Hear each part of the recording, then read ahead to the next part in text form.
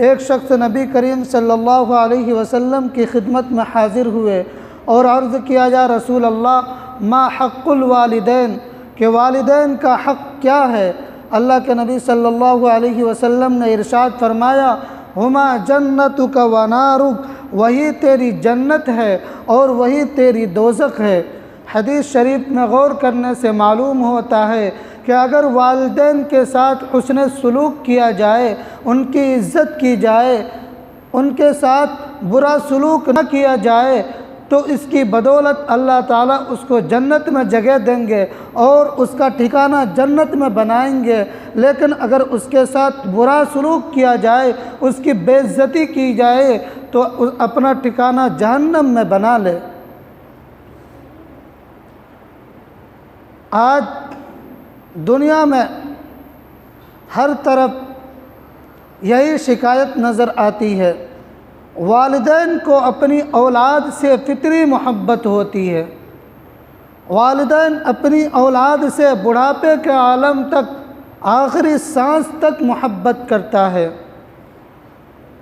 لیکن جب اولاد بڑی ہو جاتی ہے، جب بچہ جوان ہو جاتا ہے تو دھیرے دھیرے محبت میں کمی آ جاتی ہے۔ جب شادی ہو جاتی ہے، اہل و عیال ہو جاتے ہیں، تو ماں باپ کی محبت میں کمی آ جاتی ہے۔ کچھ لوگ دوسرے دیش میں جا کر اپنا ٹھکانہ بنا لیتے ہیں، کچھ لوگ کہیں جا کر اپنی زندگی بسر کرنے لگتے ہیں۔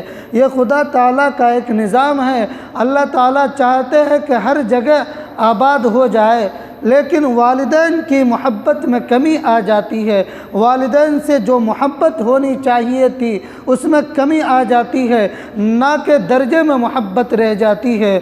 اور یورپ ملک میں، اسی طرح دوسرے ممالک میں والدین کے ساتھ بے عزتی کی جاتی ہے، ان کی بے عزتی کی جاتی ہے، اس کی تحقیر کی جاتی ہے، اس کو ذلیل کیا جاتا ہے۔ جب والدین بوڑھے ہو جاتے ہیں، ماں اور باپ بوڑھے ہو جاتے ہیں، تو ان کو اپنے گھروں سے نکال دیتے ہیں، ان کو ہاسٹلوں میں داخلہ کرا دیتے ہیں۔ اور اگر کوئی بیمار ہو جاتے ہیں، والدین بیمار ہو جاتے ہیں، ماں باپ بیمار ہو جاتے ہیں، تو ہاسپٹل میں اس کو داخلہ کرا کر وہی چھوڑ کے چلے آتے ہیں۔ وہ بیچارہ پڑے پڑے وہی مر جاتے ہیں۔ جب ان کو خبر دی جاتی ہے، اس کی اولاد کو خبر دی جاتی ہے، اس کے بیٹے کو خبر دی جاتی ہے کہ تمہارے والدین، تمہارے باپ کا انتقال ہو گیا، تمہاری امی کا انتقال ہو گیا، تو وہ یہ کہہ دیتے ہیں کہ ہماری طرف سے اجازت ہے، اس کو کفن اور دفن دے دیا جائے۔ اور یہ واقعہ، اس طرح کا واقعہ اپنے ہندوستان میں بھی سننے میں آ رہا ہے۔ ہندوستان میں بھی ایسا ہو رہا ہے۔ ذرا ہم غور کریں کہ اس والدین کے ساتھ ایسا سلوک کیا جانا چاہیے جس نے ہمیں پوسا پالا اور ہماری خاطر قربانیاں دی، ہماری خاطر اپنی نیند کو خراب کیا، لیکن اس کے والدین کے ساتھ ایسا سلوک کیا جا رہا ہے۔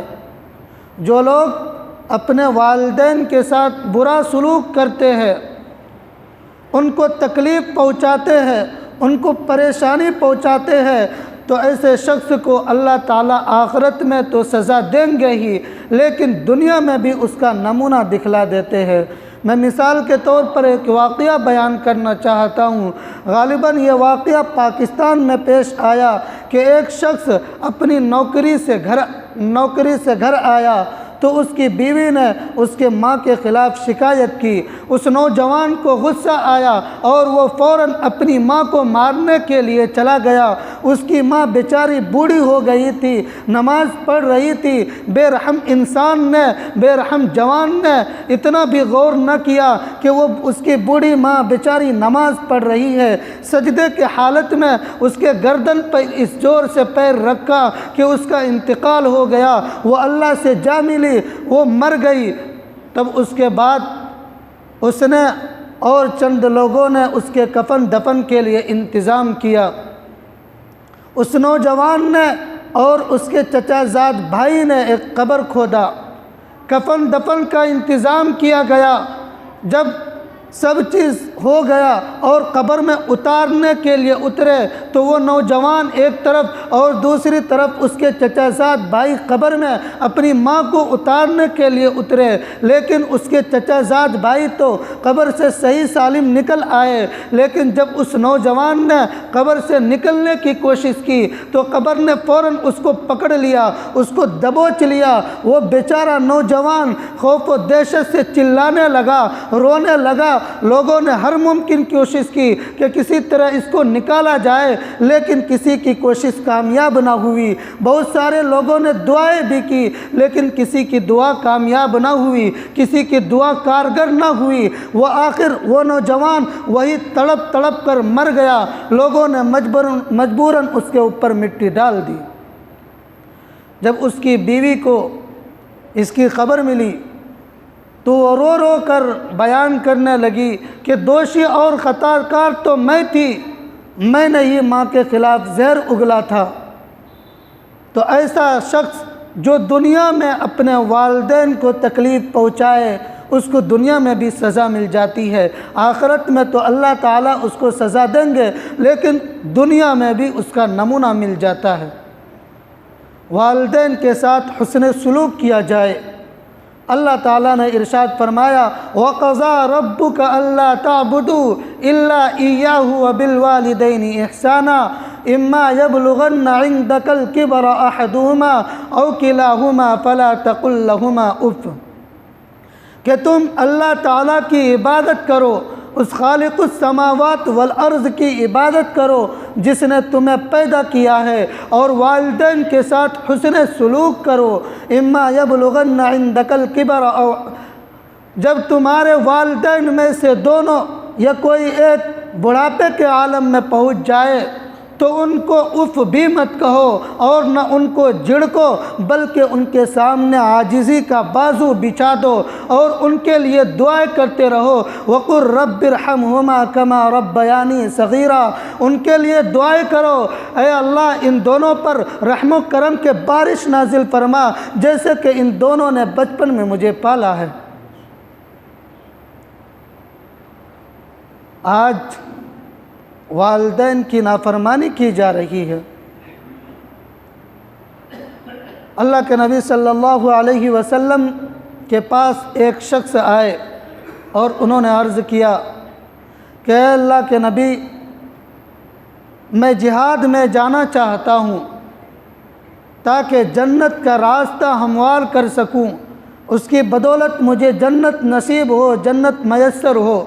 اللہ کے نبی صلی اللہ علیہ وسلم نے فرمایا کیا تمہاری والدہ ابھی زندہ ہے؟ انہوں نے کہا جی میری والدہ ابھی زندہ ہے۔ اللہ کے نبی صلی اللہ علیہ وسلم نے فرمایا کہ والدہ کی خدمت کرو۔ وہ نوجوان، وہ صحابی پھر دوبارہ نبی کریم صلی اللہ علیہ وسلم کی خدمت میں آ کر عرض کیا کہ اے اللہ کے نبی مجھے اجازت دیجئے، میں جہاد میں جانا چاہتا ہوں۔ پھر اللہ کے نبی نے وہی پوچھا کہ کیا تمہاری والدہ ابھی زندہ ہے؟ انہوں نے کہا جی ہاں ابھی والدہ زندہ ہے۔ اللہ کے نبی صلی اللہ علیہ وسلم نے پھر یہی جواب دیا کہ والدہ کی خدمت کرو۔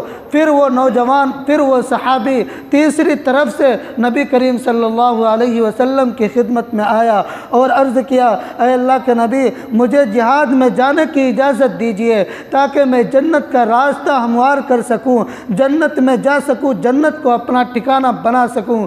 اللہ کے نبی صلی اللہ علیہ وسلم نے پھر یہی پوچھا کہ کیا تمہاری والدہ ابھی زندہ ہے؟ اس نوجوان نے جواب دیا کہ میری والدہ ابھی زندہ ہے۔ اللہ کے نبی صلی اللہ علیہ وسلم نے فرمایا کہ والدہ کی خدمت کرو اور جنت کو اپنا ٹھکانہ بنا لو۔ والدہ اور والدین کی خدمت کرنا تمام لوگوں پر، تمام اولاد پر فرض ہے، اس کو یاد رکھنا چاہیے۔ دنیا میں 3 بچے بڑے اہم ہیں۔ 3 بچے ایسے ہیں جنہوں نے بچپن میں ہی بولنا سیکھ لیا تھا، ماں کی گود سے ہی بولنا شروع کر دیا تھا۔ وہ 3 بچے کون کون سے ہیں؟ پہلے حضرت عیسیٰ علیہ السلام ہے کہ جب حضرت عیسیٰ علیہ السلام کی والدہ پر زنا کی تہمت لگائی گئی، لوگوں نے کہا کہ تمہارے ماں باپ تو بڑے شریف ہیں، تمہارے والدین تو بڑے شریف ہیں، لیکن تو ایسی نکل گئی، بنا باپ کے بغیر شادی کے بچہ کیسے پیدا ہو گیا، تو زنا کروا کے آئی ہے۔ تو اس وقت حضرت مریم علیہ السلام نے جواب دیا کہ اے میری قوم، مجھ سے یہ سوال مت کرو، بلکہ اس بچے سے پوچھو یہ کون ہے اور کہاں سے آیا ہے۔ تو لوگ ہنسنے لگے، لوگ مذاق بنانے لگے، لوگ غصے میں آ گئے کہ ابھی یہ بچہ تو دودھ پی رہا ہے، ابھی یہ بچہ پیدا ہوا ہے، یہ بچہ کیسے بات کر سکتا ہے، یہ بچہ کیسے گفتگو کر سکتا ہے۔ حضرت عیسیٰ علیہ السلام نے اس وقت جواب دیا، فرمایا قال انی عبد اللہ آتانی الکتاب وجعلنی نبیا، فرمایا کہ میں اللہ کا بندہ ہوں، اللہ تعالیٰ نے مجھے نبی بنا کر بھیجا ہے، مجھے کتاب عطا کی ہے۔ تو حضرت عیسیٰ علیہ السلام بچپن سے ہی بولنے لگے تھے۔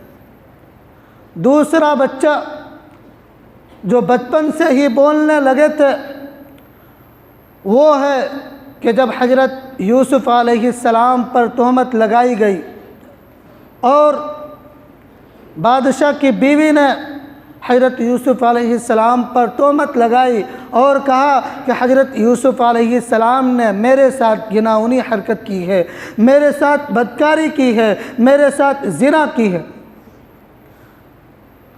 تو حضرت یوسف علیہ السلام کے برات میں حضرت یوسف علیہ السلام پر جو تہمت لگائی گئی ہے اس کو صاف کرنے میں، اس کو پاک کرنے میں حضرت یوسف علیہ السلام کے حق میں ایک بچے نے گواہی دی تھی۔ وہ کیا تھا کہ ایک چھوٹا سا بچہ تھا، اس نے یہ گواہی دی تھی کہ حضرت یوسف علیہ السلام کو دیکھا جائے، اس کے کرتے کو دیکھا جائے، اگر کرتے کا دامن آگے سے پھٹا ہے تو حضرت یوسف علیہ السلام کی اس میں غلطی ہے اور زلیخا ٹھیک بول رہی ہے، وہ سچ ہے، اور اگر کرتے کا دامن پیچھے سے پھٹا ہے تو حضرت یوسف علیہ السلام پاک ہے، وہ صاف ہے، زلیخا جھوٹی ہے۔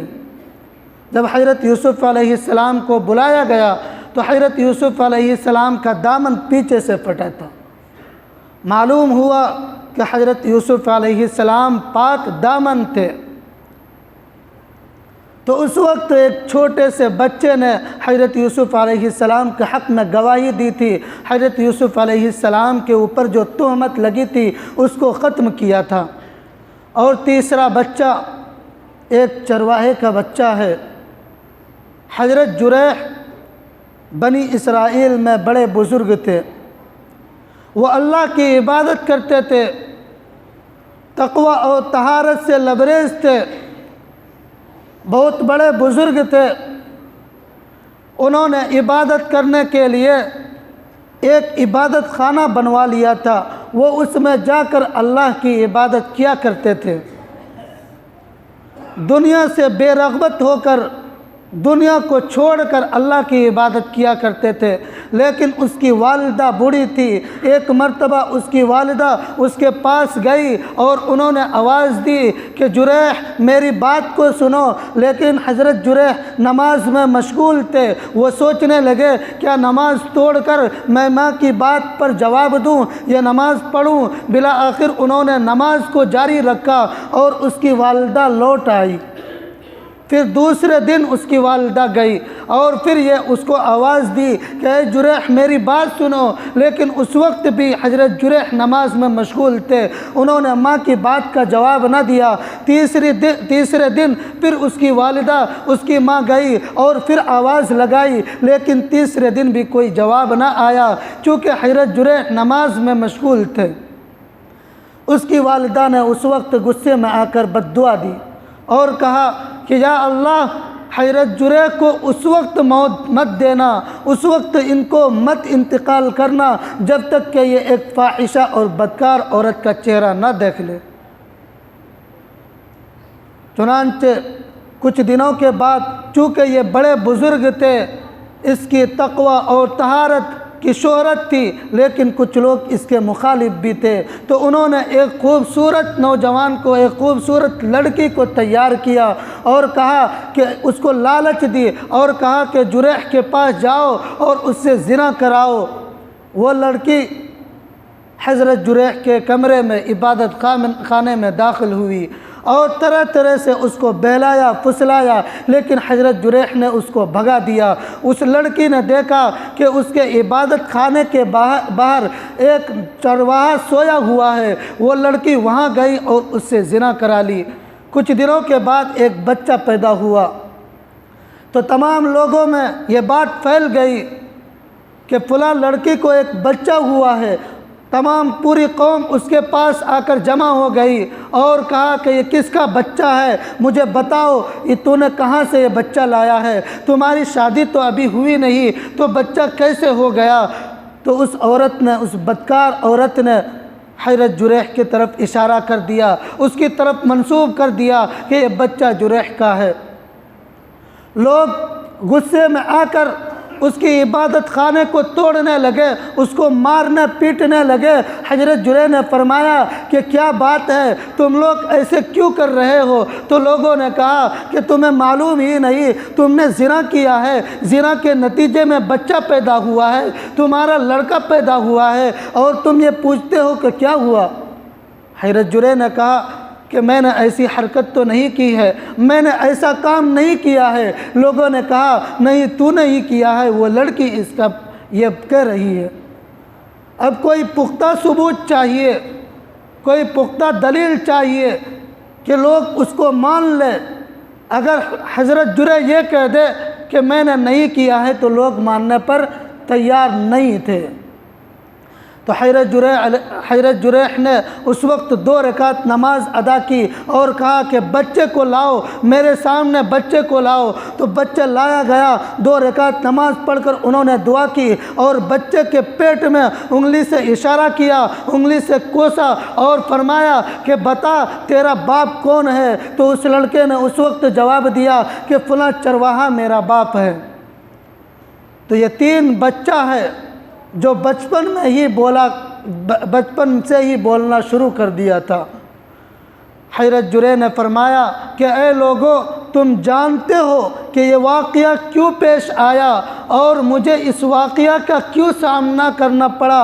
اصل میں یہ میری ماں کی بد دعا تھی کہ میری ماں میرے پاس آئی تھی اور انہوں نے مجھے آواز دی تھی، مجھے اس کے بات کا جواب دینا چاہیے تھا، لیکن میں نے کوتاہی کی، جس کے نتیجے میں مجھے یہ واقعہ دیکھنا پڑا، یہ حالات میرے پاس آئے۔ لوگ اب اس کو چومنے لگے، چاٹنے لگے اور کہنے لگے کہ میں نے آپ کی عبادت خانہ کو توڑ دیا، آپ کو مارا پیٹا، مجھے معاف کر دو، مجھے معلوم نہیں تھا، اگر آپ اجازت دیں تو آپ کی عبادت خانے کو سونے کا بنوا دے۔